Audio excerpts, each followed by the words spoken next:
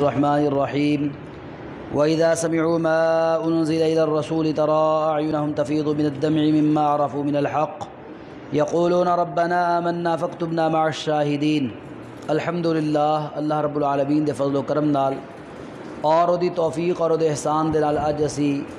7ویں روزے دی نماز تراویح ادا کیتی ہے اور یہ اندر 7ویں پارے دی ہی تلاوت سنی اور سنائی ہے۔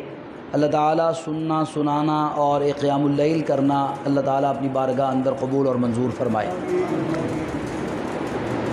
7ویں پارے دی پہلی آیت دے اندر اللہ رب العالمین نے ایمان والیاں دا تذکرہ کیتا ہے کہ قرآن نال انہاں دا کیسا تعلق ہے۔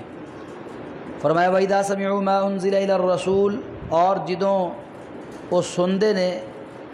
وہ چیز جو رسول اللہ صلی اللہ علیہ وسلم تے نازل کیتی گئی ہے، تَرَىٰ أَعْيُنَهُمْ تسی دیکھو گے انہاں دی اکھاں دی طرف، تفیض من الدمع مما عرفوا من الحق، انہاں دی اکھاں چوں آنسو بہ رہے ہوندے نے اور حق نو پہچان لیندے نے اور رو رو کے کہندے نے کہ ربنا آمنا، اللہ اسی ایمان لے آئے، فاکتبنا مع الشاہدین، اور سانو شاہدین دے اندر شامل فرما، وما لنا لا نؤمن باللہ وما جاءنا من الحق، اور کی ہو گیا کہ اسی اللہ تے ایمان نہ لے آئیے جبکہ حق ساڈے کول پہنچ چکے ہے، ونطمع ان يدخلنا ربنا مع القوم الصالحین، اور اسی یہ چاہتے ہیں کہ ساڈا رب سانو نیک لوگاں میں شامل فرمائے، فاثابہم اللہ بما قالوا جنات تجری من تحتها الانہار، یقیناً انہاں دے اس قول دی وجہ تو اللہ رب العالمین انہاں نو جنات دے اندر داخل فرمائے گا جہدے نیچے نہراں جاری نے، جہدے اندر ہمیشہ رہن گے، وذالک جزاء المحسنین، اور اے احسان کرنے والیاں دا خوب اچھا صلہ اور بدلہ ہے۔ نجاشی نے جس وقت جعفر طیار رضی اللہ تعالیٰ کو قرآن دی تلاوت سنی تو اس وقت وہ رو رہا سی، اور جدو تلاوت مکمل ہوئی تو انہیں زمین تو ایک تنکا اٹھایا اور کہنے لگیا کہ جو تسی یہ بیان کیتا ہے عیسیٰ علیہ السلام دی شان اندر اور اس تنکے اندر بھی فرق نہیں ہے، جو قرآن نے بیان کیتا اور جو انہاں دی شان ہے اس تنکے دے برابر بھی وہ اندر فرق نہیں ہے۔ تو اس وقت جدو رو کے ایمان قبول کر رہا سی تو اللہ تعالیٰ نے ادھے ایک کیفیت نازل فرمائی، اور اس تو علاوہ تمام ایمان والیاں دی ایک کیفیت ہے کہ جو قرآن سن دیں تو قرآن انہاں تے اثر کرتا ہے۔ اس تو بعد اللہ رب العالمین نے حرام کھان تو منع فرمایا اور حلال کھان دا حکم دیتا، اور اس تو بعد پھر اللہ رب العالمین نے قسم دا کفارہ بیان فرمایا ہے۔ اگر کوئی بندہ قسم چک لیندہ ہے اور وہ قسم پوری نہیں کر پاندا تو پھر وہ تے جرمانہ عائد ہوندا ہے، وہ جرمانہ یہ کہ فکفارتہ اطعام 10 مساکین من اوسط ما تطعمون اہلیکم،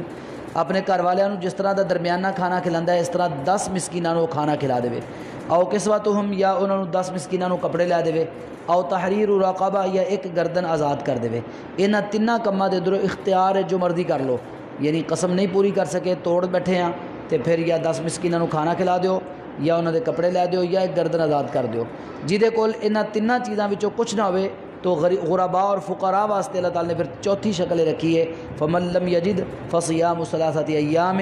جہدے کول اے پہلیاں 3 چیزاں جو کوئی پورا کرن دی نہ طاقت ہوئے تو 3 روزے رکھ لوے، ذالک کفارۃ ایمانکم اذا حلفتم، جدو تسی ایک قسم اٹھاؤ اور انہوں پورا نہ کر سکو تو اس قسم دا ایک کفارہ ہے۔ واحفظوا ایمانکم، اپنی قسماں دی حفاظت کریا کرو، کذالک یبین اللہ لکم آیاتہ لعلکم تشکرون، اللہ تعالیٰ تواڈے واسطے آیات بیان کر رہے ہیں تاکہ تسی شکریہ ادا کرو۔ اس تو بعد اللہ رب العالمین نے اس صورت دے اندر احرام بن کے جڑے بندے حج عمرے انہاں واسطے شکار کرنا حرام قرار دیتا ہے، وہ شکار نہیں کر سکتے۔ ایک بندے نے اس نیت نال شکار کیتا، انہیں خود احرام نہیں بنیا، عام بندہ ہے، انہیں اس نیت نال شکار کیتا ہے کہ میں حاجیاں نو احرام والے نو کھانا کھلاواں گا تو وہ کھانا کھانا بھی حاجیاں واسطے حرام ہے۔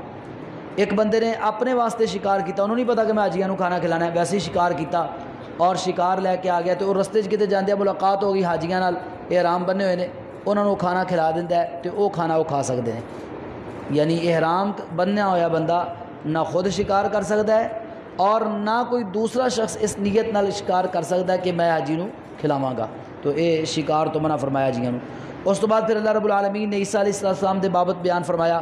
جس طرح عیسائیاں دا عقیدہ کل بھی عرض کیتا سی، اور ایتھے ایک اللہ رب العالمین نے انہاں دا ایک آپس اندر مکالمہ بھی بیان کیتا ہے عیسیٰ علیہ السلام دا اور انہاں دے حواریاں دا۔ ایک وقت سارے حواری کٹھے ہو کے آ گئے، کہنے لگے حضرت جی کیا ایسا نہیں ممکن جس طرح موسیٰ علیہ السلام دی قوم تے اللہ تعالیٰ نے من سلوہ نازل کیتا سی تے ساڈے تے بھی کوئی پکیا پکایا کھانا اللہ نازل کرے، کوئی دسترخوان نازل فرمائے۔ تو اللہ رب العالمین دے نبی عیسیٰ علیہ السلام ایک گل سن کے بڑے پریشان ہوئے، اور غصے ہوئے اپنے حواریاں ڈانٹن لگ پائے بھی یہ بھی کوئی گل ہے بھئی تسی ایسے مطالبات اللہ کو کر دیو۔ وہ کہنے لگے حضرت ساڈا کوئی مطالبہ ایسا نہیں ہے کہ اسی کوئی سمجھیے بھی غلط ہے، اسی چاہتے ہیں کہ اللہ تعالیٰ ساڈے واسطے دسترخوان نازل کرے سی وہ کھائیے وتطمئن قلوبنا، اور اسی ساڈے دل مطمئن ہو جان، ونعلم ان قد صدقتنا، سانوں پتہ ہو جائے کہ واقعی تسی سچے ہو، ونکون علیہ من الشاہدین، اور اسی تے گواہ بن جائیے۔ تو عیسیٰ علیہ السلام نے پھر اللہ کو دعا کی تھی، یا اللہ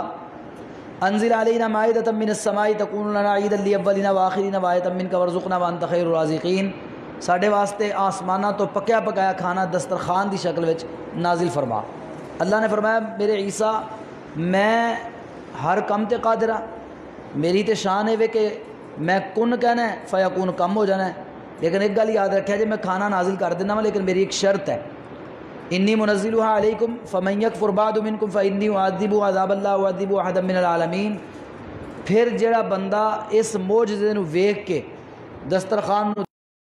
کھا کے وہ تو پھر کفر کرے گا نا، پھر میں تہاڈی قوم تے ایسا عذاب نازل کراں گا جیسا عذاب میں کسی جہان والے تے نازل نہیں کیتا ہوئے گا۔ اللہ رب العالمین نے یہ واقعہ اتنے بیان کر کے یہ جڑی آخری آیت اسی پڑھ رہے ہیں نا خاص طور تے یہ سانو سنائی ہے کہ جدو اللہ تعالیٰ کسی شخص نو کوئی اعزاز عطا فرمائے، کسی قوم نو کوئی اعزاز عطا فرمائے، عام لوگاں دی نسبت ہٹ کے انہاں تو کوئی اونچی شان عزت مقام اور فضیلت عطا فرمائے تے پھر او قوم غلطی کرے، پھر اللہ نو غصہ زیادہ آندا ہے، پھر اللہ تعالیٰ انہاں تے عذاب بھی عام قوماں دی نسبت زیادہ بڑا نازل کر دے نے۔ تو اسی امت محمد صلی اللہ علیہ وسلم بحیثیت امت پوری دنیا دے اندر خیر الامت ہاں، تو ساڈا حق بنتا ہے کہ اسی اللہ تعالیٰ دی عبادت کریے اور اللہ دے سامنے جھکے رہیے، اور اگر اسی غلطیاں کریں گے ساڈے اندر خامیاں پائیاں جان گیاں تو باقی قوماں دی نسبت ساڈے تے عذاب بھی بڑا آئے گا۔ اور دیکھ لو ساڈا حال جو ہو رہا ہے کرونا کی اور لاک ڈاؤن کی، کاروبار بند، ہر چیز بند، اور اسی سارے ہی پریشان ہاں۔ اللہ تعالیٰ کو دعا بھی کرن جی دی کہ اللہ تعالیٰ سانوں اس پریشانی تو نجات عطا فرمائے۔ اس تو بعد سورۃ الانعام ہے۔ انعام سورت ساری دی ساری توحید تے مبنی، جڑا بندہ چاہتا ہے نا کہ میں توحید سمجھ لواں، شرک دے بارے میں پتہ چل جائے، وہ سورۃ الانعام دا مطالعہ ضرور کرے۔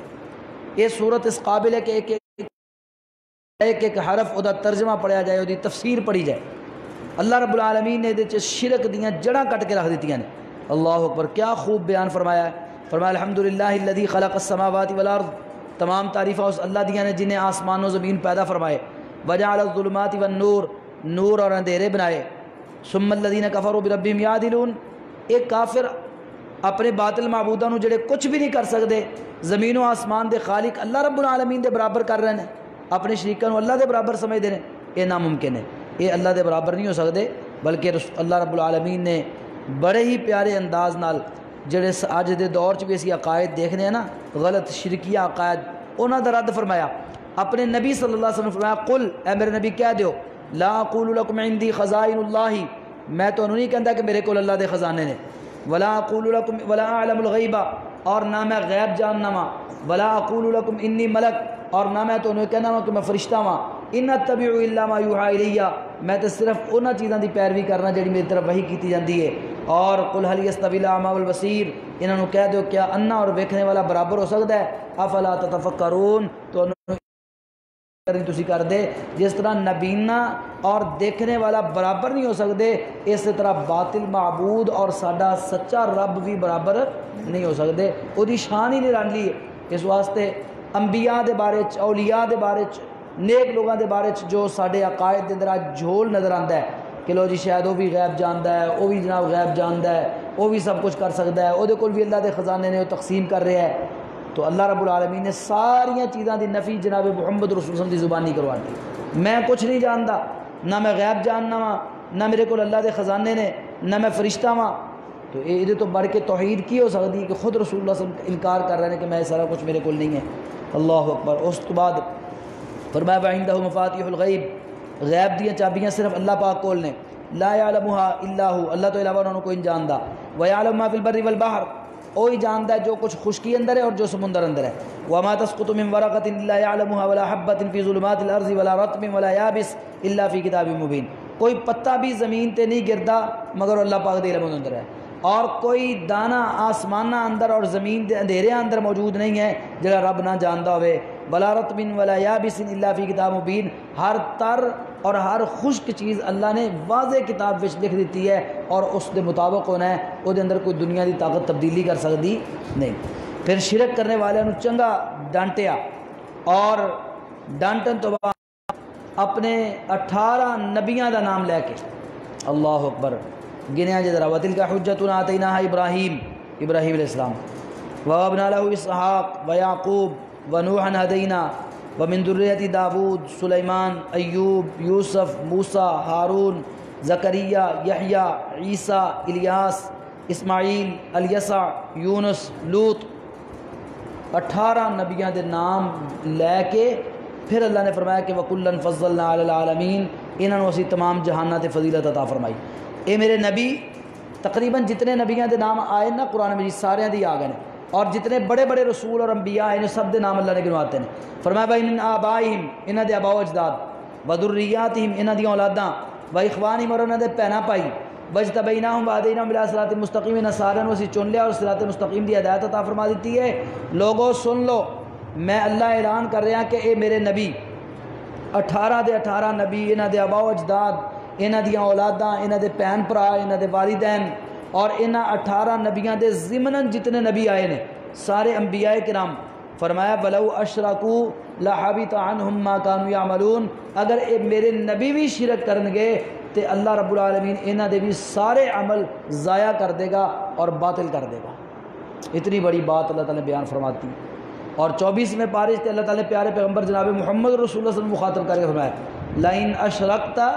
لَيَحْبَطَنَّ عَمَلُكَ وَلَتَكُونَنَّ مِنَ الْخَاسِرِينَ، اگر تسی بھی شرک کرو تو تواڈے بھی اللہ تعالیٰ عمل ضائع کر دے اور تسی نقصان اٹھان والے وچ ہو جاؤ۔ تو شرک کرنے والے دا کوئی عمل اللہ نے قبول نہیں۔ جدو انبیاء دے بارے چ اللہ اعلان فرما رہا ہے کہ میں انہاں دے عمل ضائع کر دیاں گا، تے ساڈیاں نمازاں، روزے، تلاوتاں، ساڈے حج، عمرے، جہاد، زکاتاں، صدقات و خیرات، انہاں دی کی حیثیت ہے؟ شرک ایک رائی دے دانے دے برابر بھی ہوئے اور آسمان تو لے کے زمین تک دا خلا نیکیاں نال بھریا ہوئے، ایک رائی دے دانے دے برابر شرک وچ موجود ہے۔ اللہ اس شرک دی وجہ تو ساریاں نیکیاں ضائع اور برباد کر کے انسان نو جہنم دا ایندھن بنا دے گا۔ تو نمازاں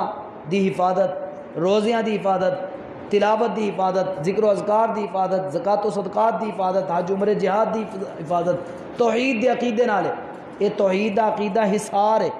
اس قلعے دے اندر آ کے جڑا عمل کیتا جائے گا وہ قبول ہوئے گا، اور اس قلعے چو جڑا باہر نکل جائے گا وہ ضائع اور باطل ہو جائے گا، سب کچھ ختم ہو جائے گا۔ اللہ سانو توحید والے قلعے دے اندر پناہ لین دی توفیق عطا فرما، توحید تے زندہ رکھ، استقامت عطا فرما، زندہ رہیے توحید تے ایمان تے موت توحید والی، ایمان والی، شہادت والی نصیب فرما،